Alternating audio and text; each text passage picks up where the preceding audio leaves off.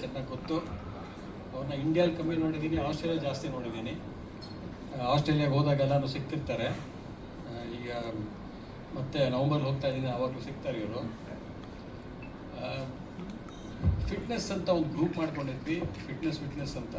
ಆ ಗ್ರೂಪಲ್ಲಿ ಈ played a very active role. ಭಾಳ ಚೆನ್ನಾಗಿ ಒಂದು ಗೈಡೆನ್ಸ್ ಕೊಟ್ಟು, ಈಗೆಲ್ಲ ಹೆಲ್ತು ಅದ್ರ ವಿಷಯನ ತುಂಬ ಮಾತಾಡ್ತೀವಲ್ವಾ, ಆಗಲಿ ನಾನು ಭಾಳ ಇಂಪ್ರೆಸ್ ಆಗಿದ್ದೀನಿ.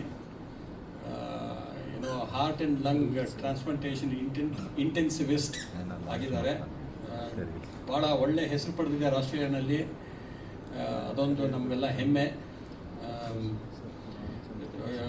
one of the best doctors. It's a very complicated thing to transplant heart and lungs. ಭಾಳ ಕಷ್ಟದ ಆಪರೇಷನ್ ಅದು. So he has mastered it. So ಅದರಿಂದ ಅದು ಅವ್ರ ಪರ್ಸ್ನಲ್ ಅಚೀವ್ಮೆಂಟು. ಇವರು ನಮ್ಮ ಇಲ್ಲಿ ಕಾರ್ತಿಕ್ ಅಂತ, ಡಾಕ್ಟರ್ ಕಾರ್ತಿಕ್ ಅಂತ ಇದ್ದಾರೆ, ಅವರ close friend. So through him ನನಗೆ ಅವ್ರು ಗೊತ್ತಾಯಿತು.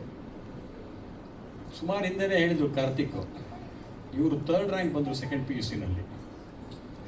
ಭಾಳ ಹಂಬಲ್ ಬ್ಯಾಕ್ಗ್ರೌಂಡಿಂದ ಬಂದು ಮೈಸೂರು ಮೆಡಿಕಲ್ ಕಾಲೇಜಲ್ಲಿ ಮೆಡಿಸಿನ್ ಮಾಡಿ ಆಸ್ಟ್ರೇಲಿಯಾಗೆ ಸೆಟ್ಲಾಗಿ ಈಗ ಅಲ್ಲಿ ಅವ್ರದ್ದೇನು ಇದೆಯೋ ಅದರಲ್ಲಿ ಆ ಫೀಲ್ಡಲ್ಲಿ ಮುಂದೆ ಬಂದು ಈಗ ಸಿನಿಮಾಗೆ ಬಂದಿದ್ದಾರೆ. ಸೊ ಮುಂದೆ ಸಿನಿಮಾಗಳು ಮಾಡ್ತಾರೋ ಇಲ್ಲ ನಿಜವಾಗ್ಲೂ ಮೆಡಿಸಿನ್ ಮುಂದೆ ತೊಗೊಂಡು ಹೋಗ್ತಾರೋ ಅದನ್ನು ನೋಡ್ಬೇಕು ಏನು ಮಾಡ್ತಾರೆ ಅಂತ. I mean is capable of ಎರಡೂ ಮಾಡೋ ಶಕ್ತಿ ಅವ್ರಿಗಿದೆ. ಸೊ ದೇವ್ರು ಇದೇ ಥರ ಶಕ್ತಿ ಕೊಡಲಿ ಅವ್ರಿಗೆ. ಸಿನಿಮಾ ನಿಮ್ಮದು ಸಕ್ಸಸ್ ಆಗಲಿ ಆ್ಯಂಡ್ ಇದೇ ಥರ ಪ್ರೊಡ್ಯೂಸ್ ಮಾಡ್ತಾಯಿರಿ. ನಮಗೂ ಮುಂದೆ ಒಂದು ಚಾನ್ಸ್ ಕೊಡಿ. ಸೂಪರ್. ಸೊ ಈ ಮಾತು ಹೇಳ್ತಾ I would like to launch the teaser of this movie. Thank you. ವಿಶ್ವವಿಖ್ಯಾತ ಕ್ರಿಕೆಟ್ ಪಟು ಯಾವರಾವ್ ಶ್ರೀನಾಥ್ ಅವರೇ ಎಲ್ಲ ಇಲ್ಲಿ ಅಷ್ಟಿರುವ ಎಲ್ಲ ಫಿಲಮ್ ಫೀಲ್ಡ್ನವರೇ, ನನಗೆ ಈಗ ಲಾಂಚ್ ಆಗಿ ಒಂದು ಸಿನಿಮಾ ಯಶಸ್ವಿ ಆಗಲಿ, ಇನ್ನೊಂದು ನನ್ನ ಡಾಕ್ಟರ್ ಕಿರಣ್ ಶೇಖರ್ ಅವರು ಹೆಚ್ಚು ಚಿತ್ರರಂಗದಲ್ಲಿ ಹೆಸರು ಮಾಡಲಿ ಅಂತೇಳಿ ಶುಭವನ್ನು ಕೋರುತ್ತೇನೆ.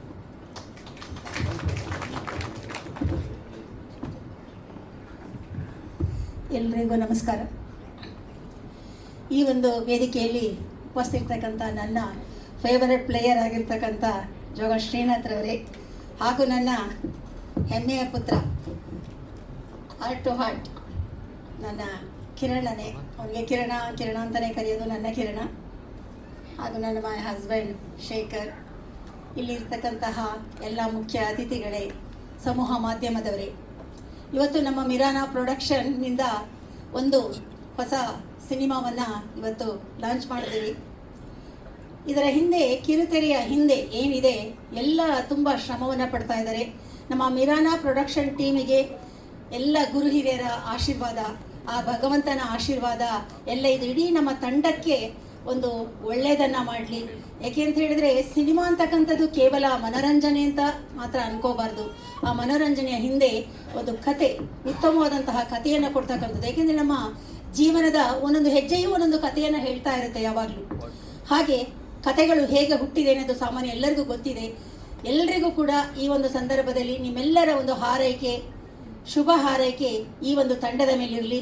ಈ ಒಂದು ಸಿನಿಮಾ ಉತ್ತಮ ಒಂದು ಯಶಸ್ಸನ್ನು ಕಾಣಲಿ ಅಂತ ಹೇಳಿ ಶುಭವನ್ನು ಹಾರೈಸ್ತಾ ನನ್ನ 2 ಮಾತುಗಳನ್ನು ಮುಗಿಸ್ತಾ ಇದ್ದೇನೆ.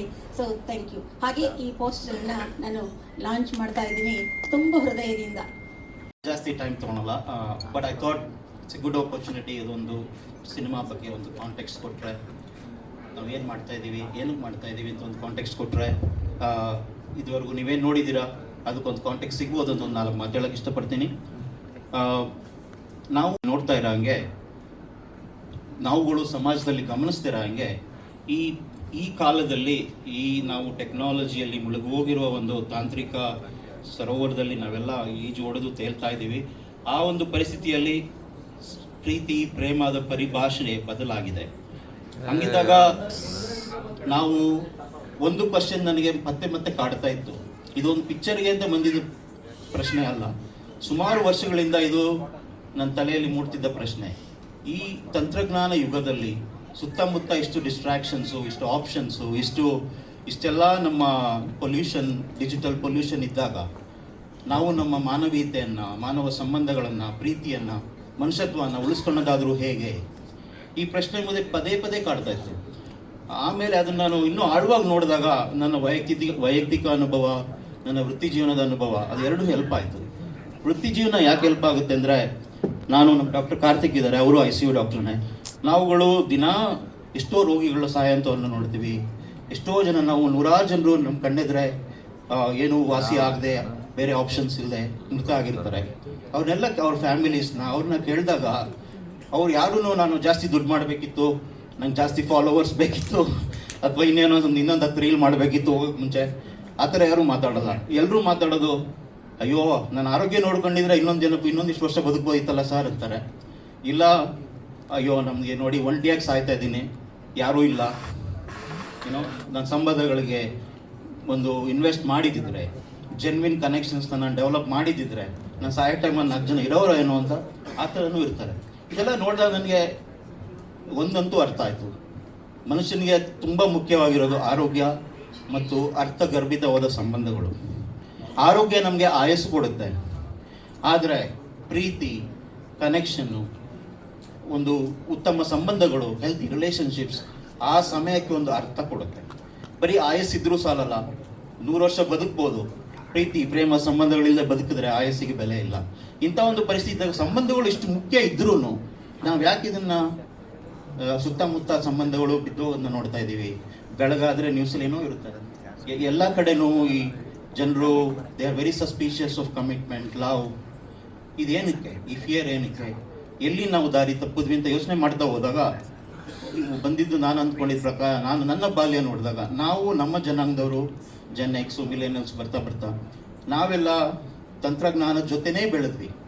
ನಾನು ಎಲೆಕ್ಟ್ರಿಸಿಟಿ ಫಸ್ಟ್ ಟೈಮ್ ಬಂದಿದ್ದು ನೋಡಿದ್ದೀನಿ, ಲ್ಯಾಂಡ್ಲೈನ್ ಬಂದಿದ್ದು ನೋಡಿದ್ದೀನಿ, first fridge, first car, first TV, first hand-held mobile phone, smart phone ಅಲ್ಲ, ಅದನ್ನೆಲ್ಲ ನೋಡ್ಕೊಂಡು ನಾವು ಬೆಳೆದ್ವಿ. ಆದರೆ ನಮ್ಮ ಮುಂದಿನ ಜನಾಂಗ ಬಂದಾಗ ಅವರು ಇನ್ಹೆರಿಟ್ ಮಾಡಿದ ಪ್ರಪಂಚನೇ ಬೇರೆ.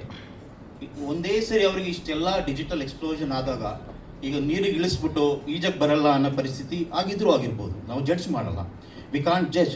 ಹಂಗಾಗಿ ನನಗೇನು ಅನ್ನಿಸ್ತು ಅಂದರೆ, ನಮ್ಮ ಈಗಿನ ಪರಿಸ್ಥಿತಿ ಏನಿದೆ, ನಾವು ಯಾಕೆ ಇಷ್ಟೆಲ್ಲ ಲವ್ ರಿಲೇಷನ್ಶಿಪ್ಸಲ್ಲಿ ಪ್ರಾಬ್ಲಮ್ಸ್ ನೋಡ್ತಾ ಇದ್ದೀವಿ ಅಂದರೆ, mostly there is a adjustment problem. ನಾವು ನಿಧಾನವಾಗಿ ಟೆಕ್ನಾಲಜಿಗೆ ಅಡ್ಜಸ್ಟ್ ಆದ್ವಿ. ಹೊಸ ಜನಾಂಗ ಏಕದಮ್ ಆಗಿ ರ್ಯಾಪಿಡ್ಲಿ ಚೇಂಜಿಂಗ್ ಟೆಕ್ನಾಲಜಿಗೆ ಅಡ್ಯಾಪ್ಟ್ ಆಗೋ ಪರಿಸ್ಥಿತಿ ಬಂದಿದೆ. ಹಂಗಿದ್ದಾಗ ಅವ್ರ ಸಮಸ್ಯೆಗಳೇ ಬೇರೆ. ಇದು very easy to judge the younger generation. All they need is empathy and understanding. Thanks a lot for coming. ನಿಮ್ಮ ಅಮೂಲ್ಯವಾದ ಟೈಮ್ನ ನಮ್ಮ ಜೊತೆ ಇವತ್ತು ಕಳೀತಿದ್ದೀರಾ. Thanks a lot. ಮತ್ತು ಎರಡನೇದಾಗಿ ನಮ್ಮ ಇಡೀ ತಂಡಕ್ಕೆ ಕಂಗ್ರ್ಯಾಚುಲೇಷನ್ಸ್ ಹೇಳೋಕೆ ಇಷ್ಟಪಡ್ತಾ ಇದ್ದೀನಿ. ದೋ ಇಟ್ ಇಸ್ ಸ್ಮಾಲ್, ಇದೆಲ್ಲ ನಮಗೂ ಒಂದು ದೊಡ್ಡ ಮೈಲ್ ಸ್ಟೋನ್ ಇವತ್ತು. ಕಿರಣ್ ಸರ್ ಹೇಳಿರೋ ಥರ ಅಕ್ಟೋಬರಿಂದ ನಡೆದು ಇವಾಗ ಆಲ್ಮೋಸ್ಟ್ ಆಗಸ್ಟಲ್ಲಿ ನಿಮ್ಮ ಮುಂದೆ ಬರ್ತಾ ಇದ್ದೀವಿ ಟೈಟಲ್ ಲಾಂಚಿಂದ. ಸೊ ಇದು ನಮಗೆ ದೊಡ್ಡ ವಿಷಯ ಇವತ್ತು. ಸೊ ಅದು ಬಿಟ್ಟರೆ I am also very thankful. Sorry, ನನ್ನ ಹೆಸರು ವಿದ್ಯಾಪ್ರಭು.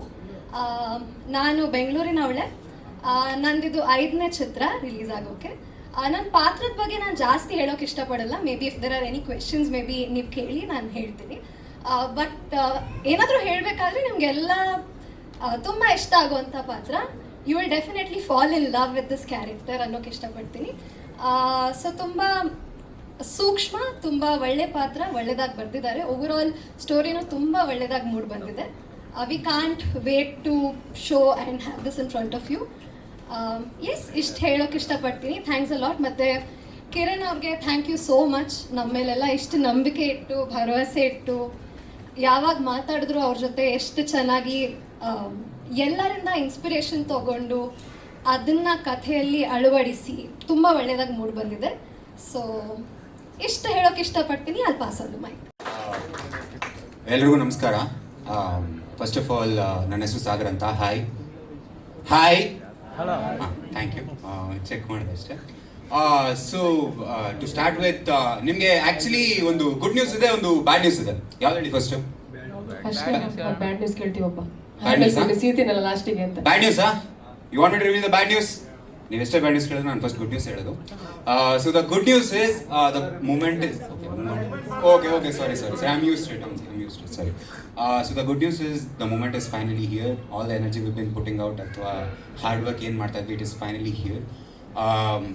To tell me ನನ್ನ ಬಗ್ಗೆ ಹೇಳಬೇಕಂದ್ರೆ ನನ್ನ ಹೆಸರು ಸಾಗರ್ ಅಂತ.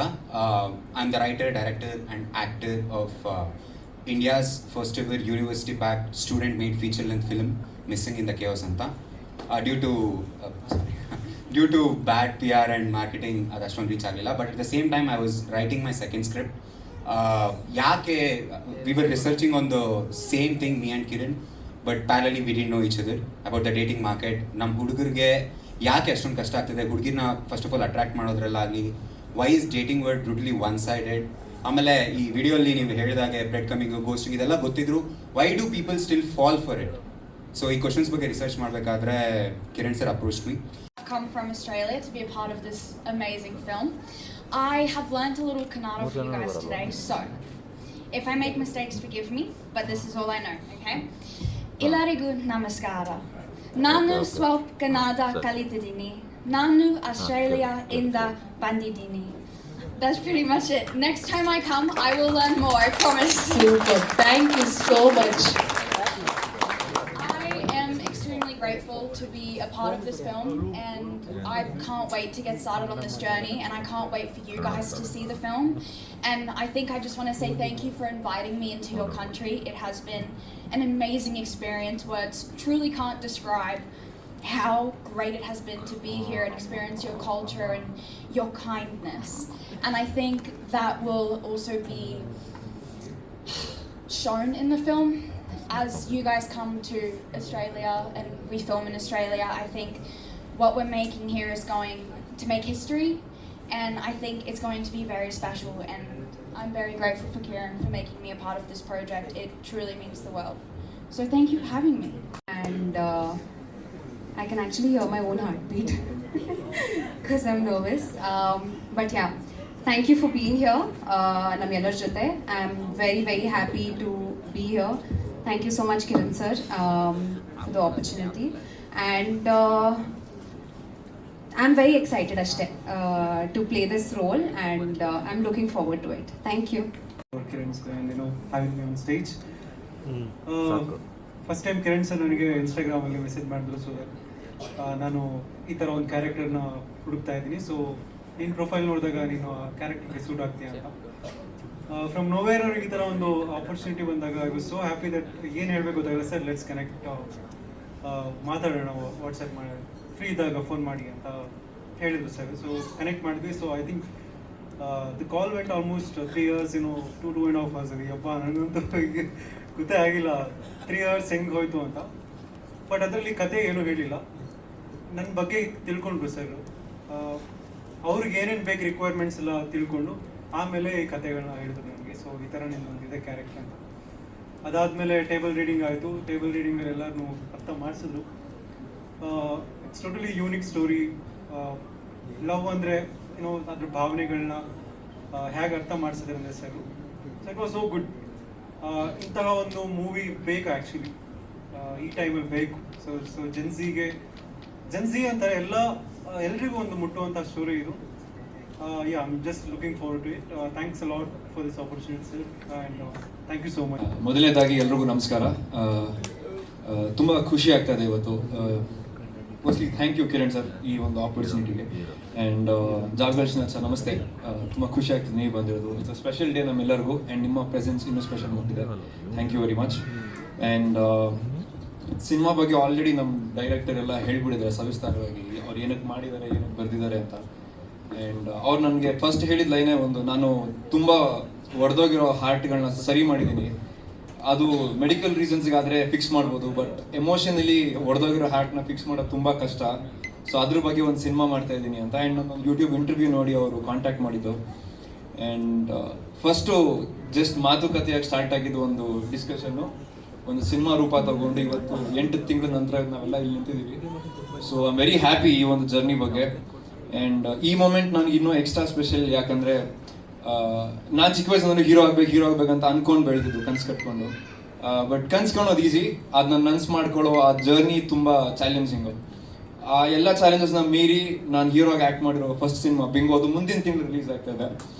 ಅದು ರಿಲೀಸ್ ಆಗೋಕ್ಕೂ ಮೊದಲೇ ಇನ್ನೆರಡು ಸಿನಿಮಾದಲ್ಲಿ ಹೀರೋ ಆಗಿ ಆ್ಯಕ್ಟ್ ಮಾಡಿದ್ದೀನಿ. ಅದರಲ್ಲಿ ಒಂದು ಸಿನಿಮಾ ರಿಲೀಸ್ ಆಗ್ತಿದೆ ಆ್ಯಂಡ್ ಇವತ್ತು ಇನ್ನೊಂದು ಸಿನಿಮಾ ಟೈಟ್ಲ್ ಅನೌನ್ಸ್ ಆಗ್ತಿದೆ. ಸೊ ನಮ್ಮ ಇಂಡಸ್ಟ್ರಿ ವೊಕ್ಯಾಬ್ಯುಲರಿ ಪ್ರಕಾರ ನಾನೊಂದು ಔಟ್ಸೈಡರ್ ಅಂತ ಕರೀತೀವಿ. ಅಂದರೆ ಯಾವುದೋ ಫ್ಯಾಮಿಲಿ ಬ್ಯಾಕ್ಗ್ರೌಂಡ್ ಇಲ್ಲದೆ, ಗಾಡ್ ಫಾದರ್ ಇಲ್ಲದೆ, ಏನೋ ಒಂದು ಸಪೋರ್ಟ್ ಸಿಸ್ಟಮ್ ಇಲ್ಲದೆ ಬರೀ ಟ್ಯಾಲೆಂಟ್ ಅನ್ನು ನಂಬ್ಕೊಂಡು ಬಂದಿರೋದು. ಸೊ ನಮ್ಮಂಥ ಕ್ಯಾಟಗರಿ ಆಫ್ ಆ್ಯಕ್ಟರ್ಸ್ಗೆ ಈ ಥರ ಆಪರ್ಚುನಿಟಿ ಸಿಗೋದು ತುಂಬ ಅದೃಷ್ಟ ಅಂತಲೇ ಹೇಳಬೇಕು. ಜೊತೆಗೆ ಅದೃಷ್ಟದ ಜೊತೆಗೆ ಒಂದು ಜವಾಬ್ದಾರಿ. ಸೊ ಬಂದಿರೋ ಅವಕಾಶಗಳನ್ನ ಸದುಪಯೋಗ ಪಡಿಸ್ಕೊಂಡು ಹೀಗೆ ಒಳ್ಳೊಳ್ಳೆ ಸಿನಿಮಾಗಳನ್ನ ಮಾಡ್ಕೊಂಡು ಹೋಗ್ತೀವಿ. ಆ್ಯಂಡ್ ಇದು Indo Australian cross culture cinema. ನಮ್ಮ ಸಿನಿಮಾ ಅರ್ಧ ಬೆಂಗಳೂರಲ್ಲಿ ಶೂಟ್ ಆಗ್ತಿದೆ, ಇನ್ನು ಅರ್ಧ ಆಸ್ಟ್ರೇಲಿಯಾದಲ್ಲಿ ಶೂಟ್ ಆಗ್ತಿದೆ. ಅವರು ಆಸ್ಟ್ರೇಲಿಯಾದಲ್ಲಿ ಇದ್ದಾರೆ ಅಂತ ಕಾರಣಕ್ಕೆ ಅಲ್ಲಿ ಹೋಗ್ತಿಲ್ಲ. ಆ ಕತೆ ನ್ಯಾಚುರಲಿ ಆರ್ಗ್ಯಾನಿಕಲಿ ಅಲ್ಲಿ ಕರ್ಕೊಂಡು ಹೋಗುತ್ತೆ. ಆ್ಯಂಡ್ ಅವ್ರು ಹೇಳ್ದಂಗೆ ಇವತ್ತಿನ ಈ ಜೆನ್ಸಿ ಕಾಲಕ್ಕೆ ಸೂಟ್ ಆಗುವಂಥ ಕತೆ ಇದು. ಸೊ ಈಗ ಹೆಚ್ಚು ಹೇಳೋಕ್ಕೇನು ಇಷ್ಟಪಡಲ್ಲ, ಬಟ್ ನಮ್ಮ ಸಿನಿಮಾ ನೋಡಿದ್ಮೇಲೆ ಮೇ ಬಿ ಇನ್ನೂ ಜಾಸ್ತಿ ಮಾತಾಡೋಣ. But thank you for all of you to be here and make this day more special to us. Thank you.